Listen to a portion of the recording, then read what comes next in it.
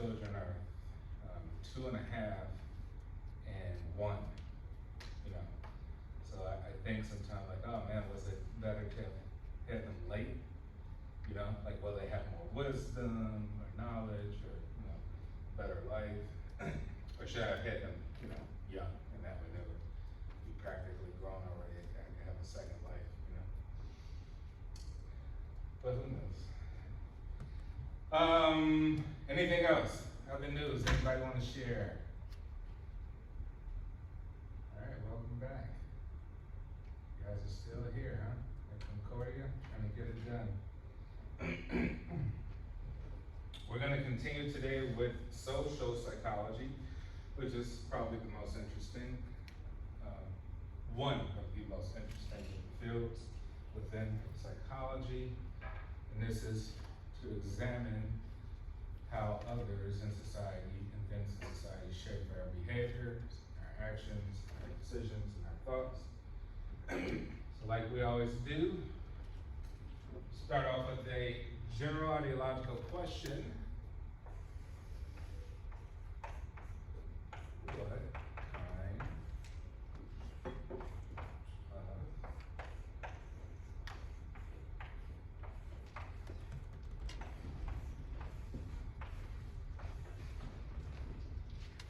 What kind of person are you? What kind of person? If a random stranger were to come up to you, or you're being interviewed with an interviewer, they say, hey, tell me about yourself. What kind of person are you? What would you say? What would some of you say? Right? Hey, who are you? Hey, nice to meet you. Who are you? What do you do? Who are you? What would you say? Throw out some labels about yourself. How old I am? Okay, you put out your age, right?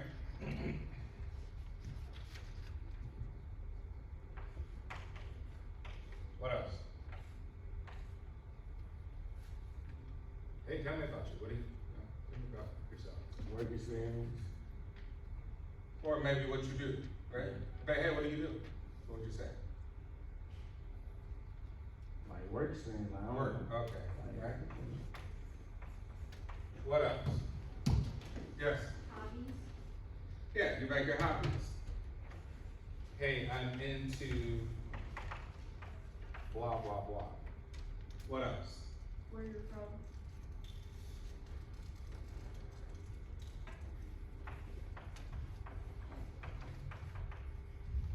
Yes. You're gonna say. I thought when you raised your hand. What else? How would you describe yourself? Think about yourself. How would you describe yourself?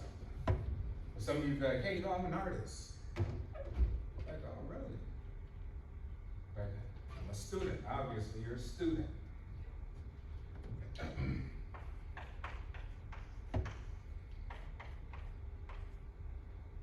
What else? Is there anything unique about you? Some of you guys might say athlete, right? Like, hey, I play baseball, play soccer.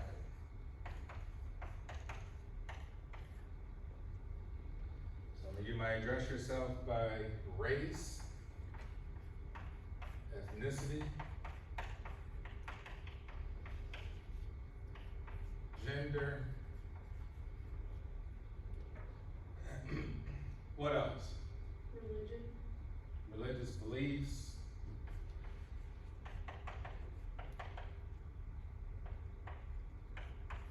What else?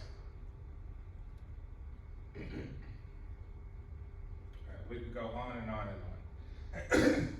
The point is, these are labels. So when you're communicating out with others in society, you're essentially labeling yourself.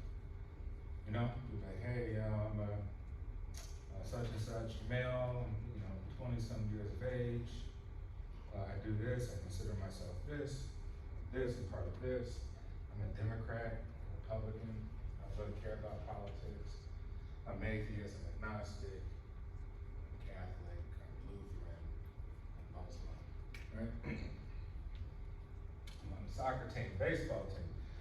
I'm a student. I'm a nurse. I'm a doctor. I'm et cetera, et cetera, et cetera, right? So we all carry these labels with us everywhere that we go, right? They're constantly there. They're actually subconscious because you're able to talk about them so easily without even thinking about it, right? So they're second nature to you. And these things have an impact to your decision making, your behavior, choices, right? So think about that.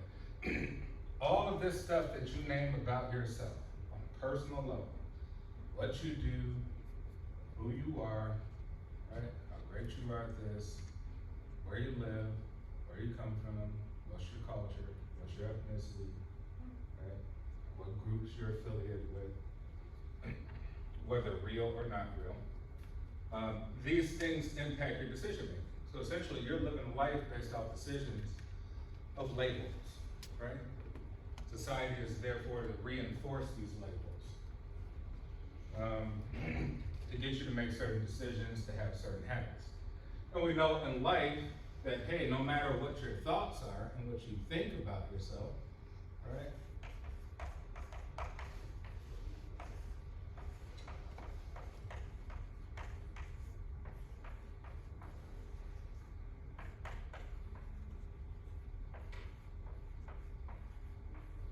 Right? Actions speak louder than words.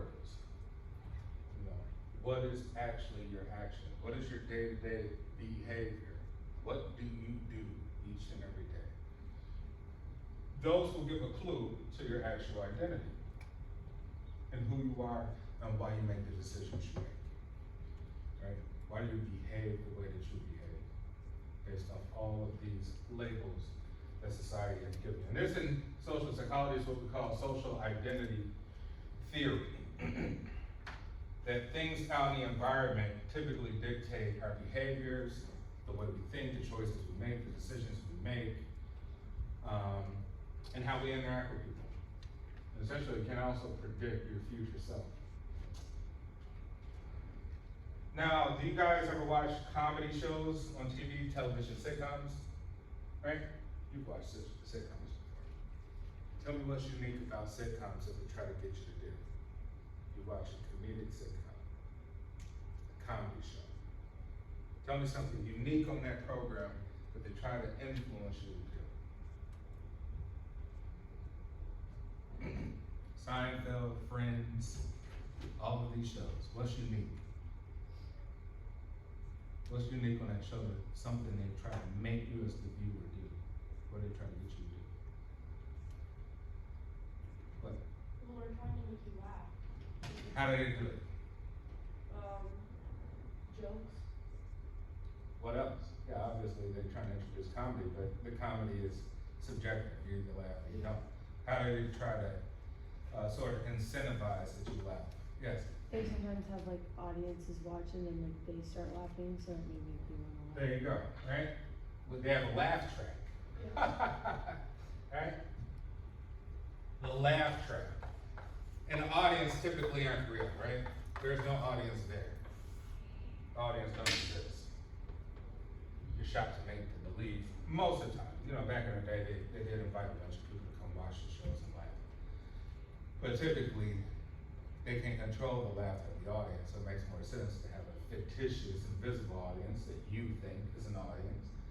And they will laugh at certain punchlines because that's what the writers put in the script, right? And that laughter induces you to have a second nature to laugh. Maybe it's something that was not even funny at all. You probably wouldn't have laughed at it if it was silent, right? But now you're laughing. Why? Because we have a tendency to do what others do within groups. You know, we have a tendency to follow.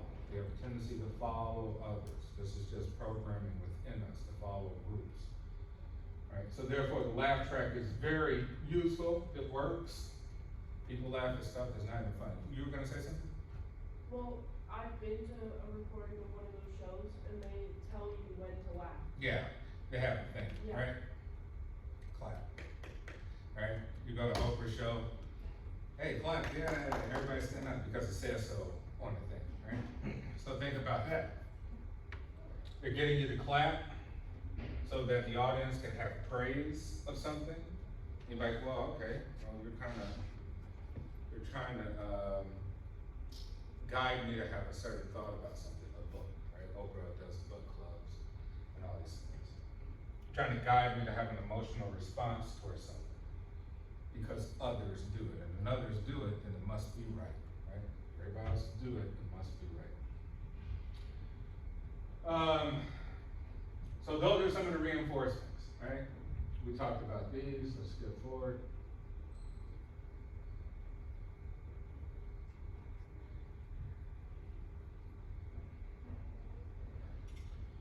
So look to the power of groups. Okay, social influence, going back to the influences of society, right? Think of how you guys are influenced constantly by social media. You're on those phones all day, every day, looking at all types of stuff.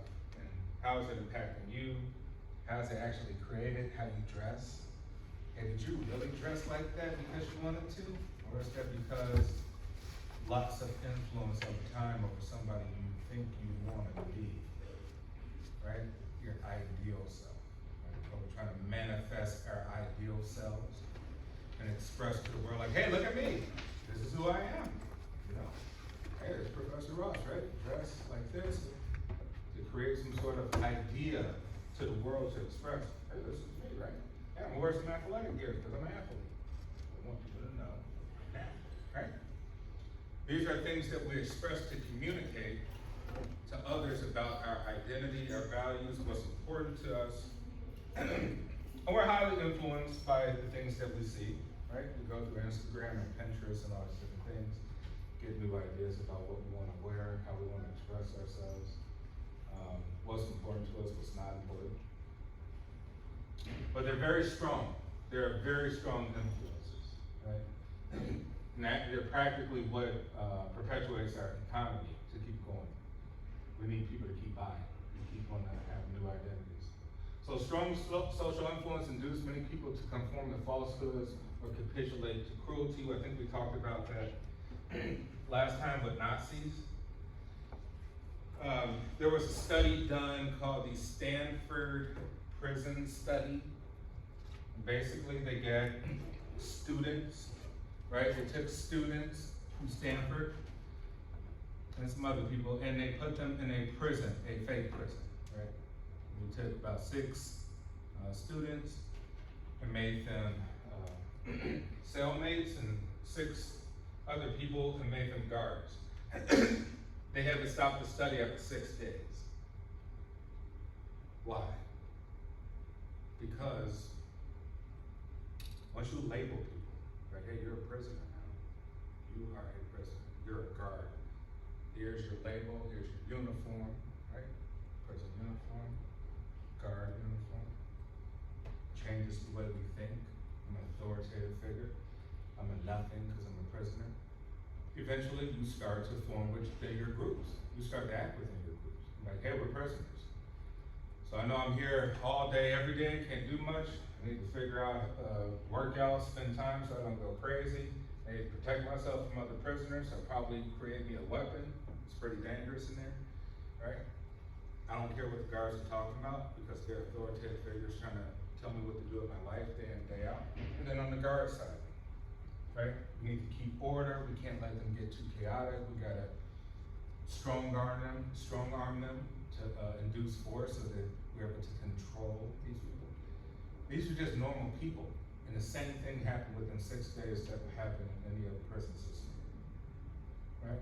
It just shows that human behavior is highly affected by labels, right? We respect authority, right? You respect. How do you feel when the cop's driving behind you, driving down the street, right? You probably get some anxiety. Is he gonna pull me over? Is he running my plates? What I got in the car, et cetera, et cetera. Right? So immediately we think of that authority figure and it brings some sort of anxiety and it changes our behavior, right? Start to drive slow, actually do the speed limit, all these different things. Highly influential to us, and like we talked about last class with the Nazis. How many of us would be Nazis, right? We're at a privilege to say we won't be a Nazi today in 22. but for the most of us, we probably would be a Nazi in 1940s Germany. Why? Because that's just what the environment was, right? So the context of environment is actually important to consider instead of just considering our own biases and our own privilege. You're like, oh, I wouldn't do that. But yeah, it's nice to say it's 2022, you know? And you actually can say a few things. In other countries you can't. You gotta keep your mouth shut.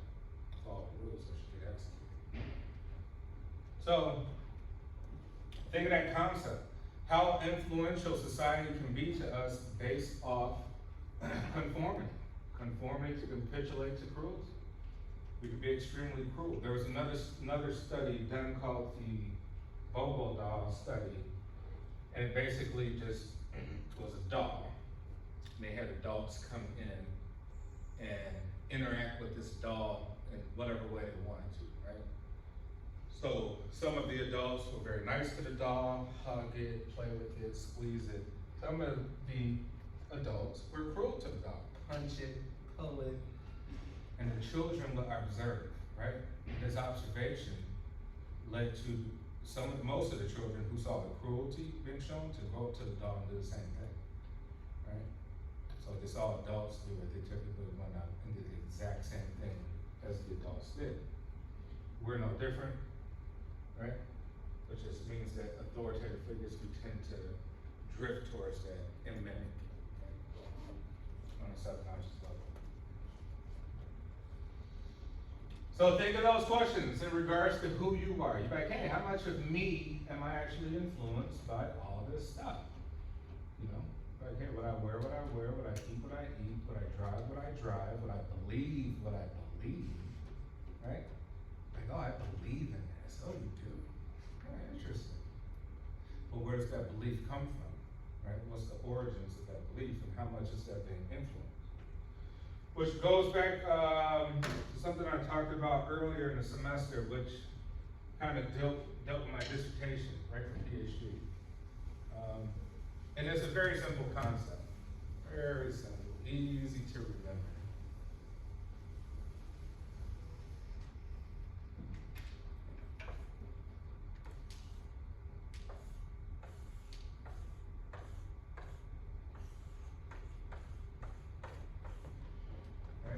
In group and out group. Very simple to remember. Like, hey, name a group you're in. Name one of those labels you're affiliated with, or you think you're affiliated with, or identify with. What are some people not in those groups, or not part of that label? And how do you feel about those people not part of that label? Right? Which says we have an inherent bias. Right? Maybe in this day and age, you know, we could be like team man, team woman, team Kanye, team Kim Kardashian, right? Even though it sounds very simple, that is actually a very truthful thing out in society. We are selecting teams, right? If you're a man, you might be male bias. If you're female, you might be female bias. So anything dealing with those issues, you could side with those. Anything dealing with man issues, probably side with those. Anything dealing with black issues, probably side on the side of blacks. The white issues, so probably side on that side. Democrat, right? Which means that there's always somebody not in your group. And if they're not in your group, how do you feel about that, right? Which means that we can exhibit cruelty towards others because they're just not in our group. We conform to falsehoods and capitulate to cruelty. So in our minds, we say, hey, oh, they're not in my group. You know, sorry for them. That sucks for them, right? And we can be very cruel to people and how we treat them. When we treat people differently, just based on labels, you know? But you're not part of my group. Great evils often grow out of compliance with lesser evils. Very true, right? Which means that if we allow things to normalize, they become exacerbated, they become big, right? Are you guys only with acting in the law because that's the law, right? Here's an example, and give me a true answer. Give me an honest answer, because I would appreciate that. Driving down the street, you leave class today. Driving down the street, you pass Chase Bank. and you see one of the windows blown out of Chase Bank, and it's just flying out $100 bills. I'm talking about like tens, 50,000, 100,000. On a serious answer, what would you guys do? Would you stop and take some of that money? Yes or no? Yeah. You would? Why would you do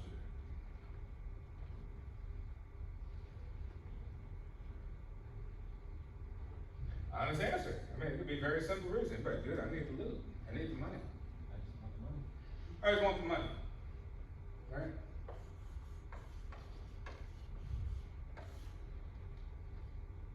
Anybody would do it for any other reason. Other than they just want the money, right? Which means that there are things out there in the world that have enough power to make us do some things we probably wouldn't normally do. Because we know if we did take that money and we just so happen to be caught, you know, we could be faced with federal crimes, right? The bank's insured by FDIC, all those different things. And it's not your money. It'll still be considered that, right? Think about that. So you're driving down the street, you're driving down Harlem, Chase Bank is blown out, a window, all this money, like I can just grab it real quick, and get back in the car and go. You know, they got cameras, they saw you, they identified the license plates on the car, they showed up later at the house. FBI is there. The Secret Service actually monitors bank fraud and theft and stuff like that. So Secret Service shows up and now you're arrested facing felony. You're like, oh, Professor Ross, I can't make it to class anymore because I'm facing federal jail time. Right? All of that just from a fraction of money to capitulate cruelty. Because we know that money is a very conformist belief to all the things it can magically do for us, right? So there are powers out there that can make us do a lot of things. But with that, great evils often grow out of compliance with lesser evils. You might use that money to launder and do even greater evils, even though that was just a lesser evil and you did get away with the money, right? Now you use that money for even more evils. Now I can make you do a lot of other things illegally because the money has to be legit in order to do certain things. After the first acts of compliance or resistance, attitudes begin to follow or justify the behavior. Okay? Think of all the things in society we think are wrong. If they allow you to drink now at 14, would you go to the liquor store and buy the alcohol? Right? If you were in high school and they say, hey, they changed the law, they're gonna allow us to drink at 15, 16, would you go buy the alcohol? Probably, right? So therefore, I'm actually like, why did your behavior change? Like, well, they changed the law. Like, okay, then we have a conformist view. We just really don't have any individual thoughts. We're just like, whatever they're doing, I'm doing. They say it's okay, then I guess it's okay. Right? This goes both ways, positive things and negative things. Right? We comply with lesser evils, even though we may think there's an ethical or moral evil about that thing. So your attitudes begin to change. Actions speak louder than words because actions are behavior, right? Thoughts are thoughts, and those could be, you know, a moral, philosophical argument about thoughts, bad and good. But behavior is key, but thought is actually leads to behavior, right? But then you need a motivation to do certain things and not do certain things that you're thinking about. So behavior shows what kind of person you are. Minority influence is more likely when a position is held firmly. Hey, do you believe in stuff that a lot of people don't believe? You know, are you a minority on this particular ideology, school of thought about something? And are you okay with that? If you're okay with that, then that's probably a good thing. That shows that at least you're not a conformist, you know? You're not gonna be bullied to believe new things just because the majority of people believe it, right?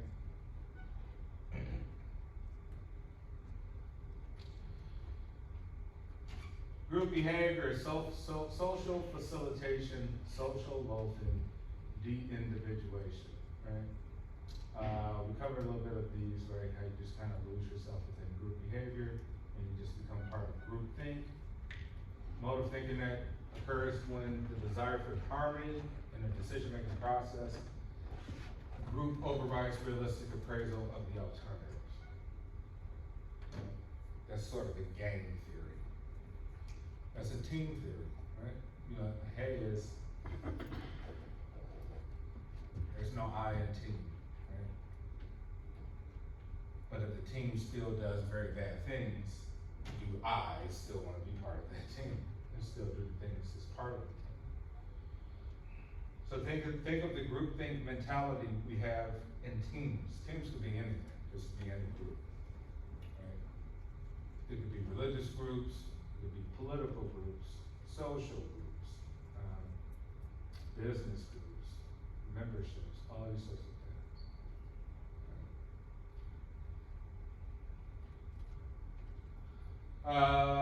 If a group is like-minded, discussion strengthens its prevailing opinions, right? It's good to, discussion amongst like-minded people tend to strengthen pre-existing attitudes, low prejudice groups, high prejudice groups, and it moves us before there's discussion, which shows that communication is good.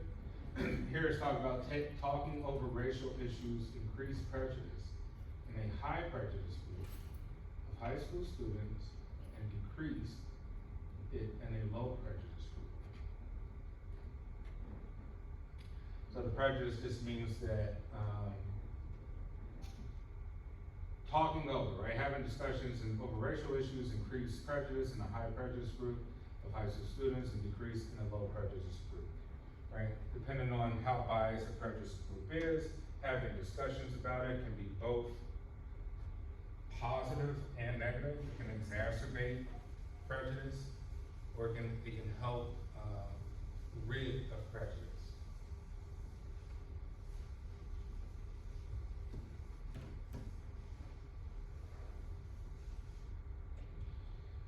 So here's the thing, right? We go back to race, right? We think of the new religions in society, right?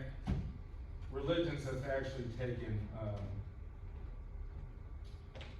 real religions, I would say, have actually taken a seat in society as opposed to the new religions, right? The new religions are politics, and identities, how we describe ourselves, and race. Race is the new religion, right? It reinforces all these emotions, all these thoughts, all these feelings, right? How we communicate with each other, how we treat each other, how we view each other, right? What you can say, what you can't say, all these things. And in some groups, if they already have a preformed prejudice, very high prejudice groups, even talking about the things can exacerbate, right? And make things even more highly prejudiced towards the groups that were being discussed, right? Those who have it in low prejudice groups, it even makes it even less, which means they were open-minded in the first place, the other people weren't open-minded.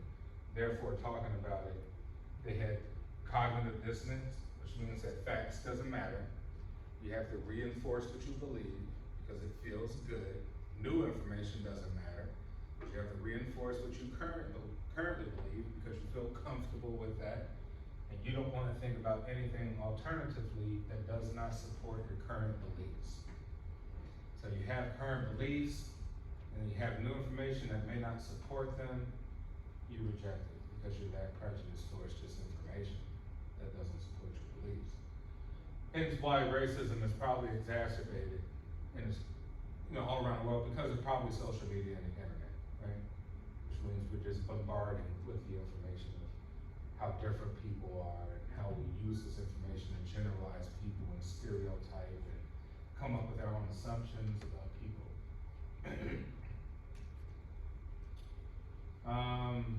So yeah, here, like-minded discussions strengthen its prevailing opinions, which we said, hey, they came in, they were low prejudice, they came in, they were high prejudice.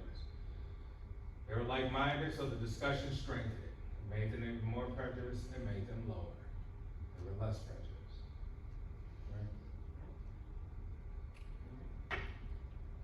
The internet connects like-minded people. Fox News, CNN, right? Whatever whatever group you joined on Facebook, whatever group you joined elsewhere, is there to reinforce your beliefs. You don't want to be around people who don't think like you. You don't want to be around people who are not like-minded. Right? These things can help, right? They could bring emotional healing. You're like, hey, I joined a group that deals with a particular trauma. They help me get through it. We talk about things, experiences. It works, right? There's yin and yang in all aspects. Online sharing can also strengthen social movements. Hey, this is important to us. We need to gather more people about this, to have advocacy for this particular issue. And it helps. It helps strengthen the movement. Electronic communication and social networking can encourage people to isolate themselves from those with different opinions. All right, so we just talked about that. You want to isolate yourself because it's just too much. On social media, we often share political content with like-minded others, which is, I come from a big family. It's quite a few of us, and we all, probably the great thing about us is that we all thought differently. Right? You got a brother who's Jehovah's Witness, right? My mom was Methodist, brother who's atheist. I have a Korean brother, right? He belongs to a Korean Christian church. Got a Polish brother, he was Catholic, no longer. And then people who just, just kind of laissez-faire Christians, right? Just trying to find themselves again. So obviously all the discussions when it comes to religions or these type of existential questions and stuff, we had a lot of groups. Everybody wasn't like-minded. So sitting around a table, you get a lot of different opinions, and sometimes it can get a very heated exchange in terms of how people feel their ideologies, which helped me to be a little bit more unbiased. I've always just kind of been in the middle and just objectively, right, this is what this is, you believe what you believe, this person believes what they believe, and that's it. So yeah, like-minded separation and conversation leads to polarization, which means you have these conversations, these dialogue, and people, you're not reinforcing what they believe, it causes anxiety for them, therefore they isolate themselves. Now you're not talking to them. Very simple.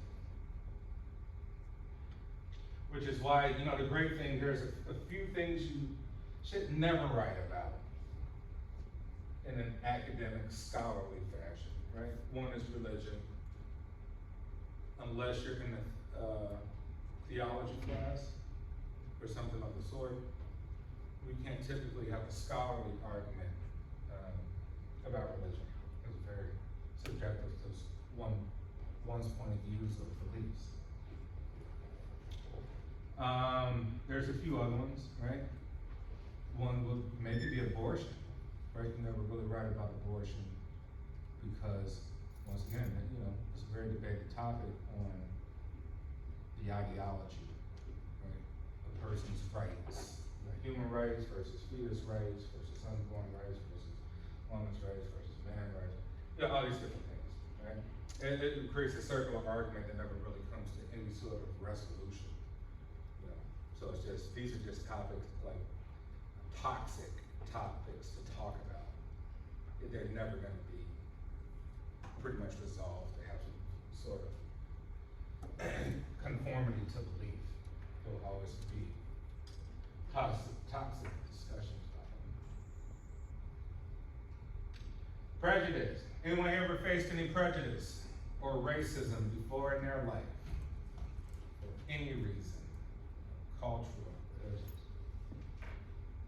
Come on, guys. No one's here never faced any real prejudice. Doesn't have to be racist. Could be any form of prejudice. You look a certain way.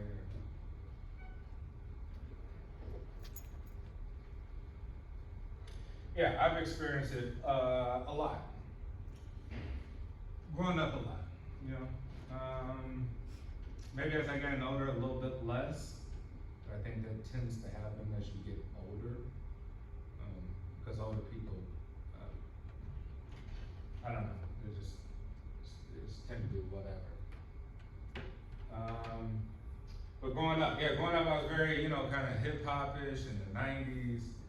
I had like braids, twists. I was hanging out with gangbangers, drug dealers.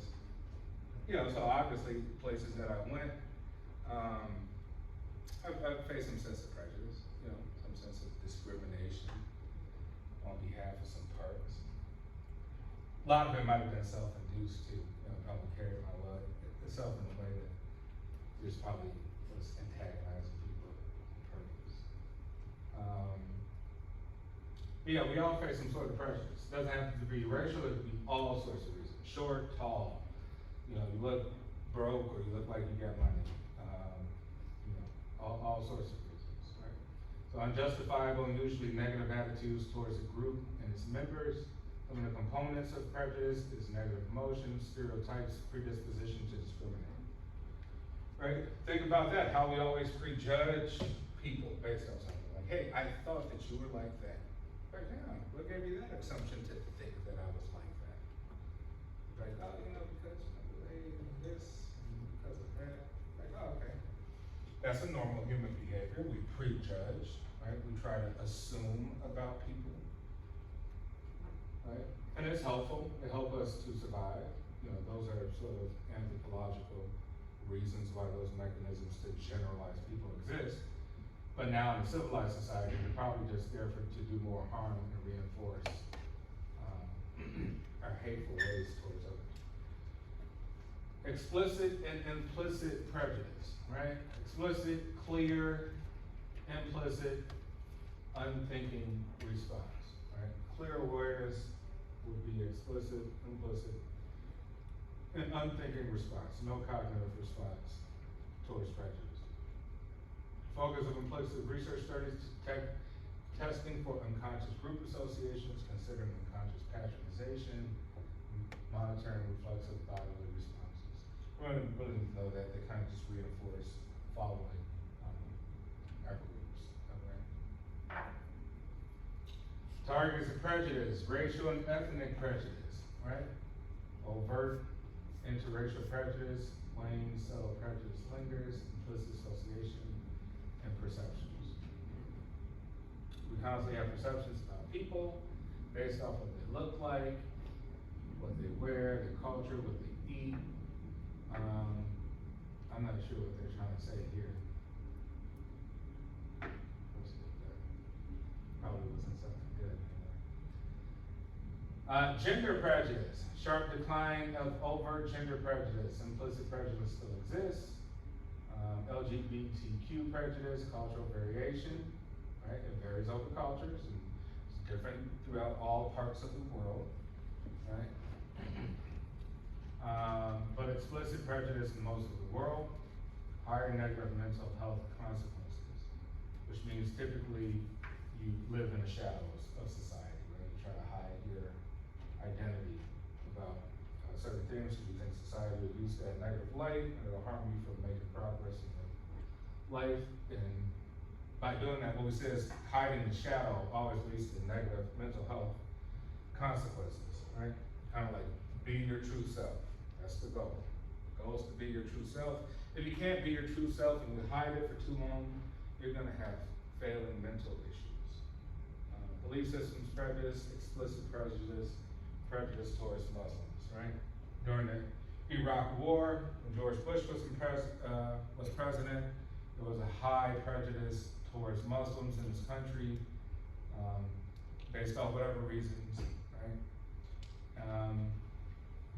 A lot of it from misinformation and generalizations about Islam and what it is to be a Muslim, right? Which means it didn't matter what the facts were, we were gonna lump everybody all in one group. If you're part of that group, you're bad. Right? Which lends itself to slavery. Like, think of slavery. Let's not think of just American slavery because that's the first one we'll deviate to. But think about slavery all over the world. I went to Peru and I do work in Peru. I have investments in Peru. When I went to Peru, it was 30% Chinese. Right? I'm like, wow, 30% East Asian in a Latin American country. Interesting. How did they get here? They got there by slavery. right? Because at that time, no industrial revolution, you needed human beings to have labor, to get things done, to build things, right? And now they're part of the culture, right? So if you go and you get what you would think would be typical, you know, Latin dishes, they're typically fused with Asian. You know, so basically it's like fried rice mixed with Latin rice. You know, really good food. So there's a fusion of cultures. But the point is, you know, all over the world, people were brought certain places for labor, right? Hence slavery. Either they were forced or they were given some sort of incentive. Most likely they're forced, right? One country had power, others didn't have power, so you really didn't have a choice. So the question would be, how many of you would be slave owners? We use here in the United States. Let's say we're in the 1820s, 1790s. No industrial revolution has really occurred at this point. You have a big farm and you need to get stuff done for you and your family. There's a bunch of human beings on sale to do the work. How many of you will say, hey, this is just what it is? This is the environment. This is how it is. Remember thinking you're in 2021, you're very privileged, right? You're privileged, you don't have to do that. You'll feel bad about that. But think of that. If you were placed in that environment, the same would have been in Nazi Germany. How many of you be like, hey, we gotta get it done? I mean, oh, what about the morals and the ethics? You're like, oh, we'll worry about that later. We need to get the work done. Like everybody else is doing it. And if everybody else is doing it, you probably would do it too. Right? If you're like, hey, it's not illegal. Now, morals and ethics, that's a you know, ideological question. If it ain't legal, go for it. Right? So keep that. Think about that after you leave today. Be like, hey, would I be a slave owner? Would I be a Nazi if I was born back then? Right? Would I? Therefore, you would know how powerful forces are even today to shaping who you are today. You'll be, all right, am I the way I am today? Because of X, Y, Z. Right? In 100 years from now, people are going to be the way they are because of the current society they live. Therefore, we're just talking about an issue of time. Right? We're like, well, the only issue is time. Live in another time, you'll be that person. Right? What time is it? All right, 2 minutes. Let's see what we get. Roots of prejudice, social inequalities and divisions, right? I want mine. I want to have even more. Who cares about those poor people? That's their problem. They didn't pull themselves by the bootstraps. There's no excuse, right? The no excuse position of the world. Who cares? As long as I've got mine, I'm comfortable. Social inequalities and divisions, right? Just world phenomenon. You're like, well, that's just the way it is. There's my group, there's our group, and there's the in-group bias. So think about our lack of even caring for people because it doesn't benefit us. Right? Think about that. We're like, hey, we're probably not really that empathetic or sympathetic to people because they should, you know, why should I care? It's not part of food. God bless you. So just keep these ideas in your mind as you walk around the day, still trying to discover who we are. I'm still trying to find out who I am too. So we're all on the same page. All right, I'll see you on Friday.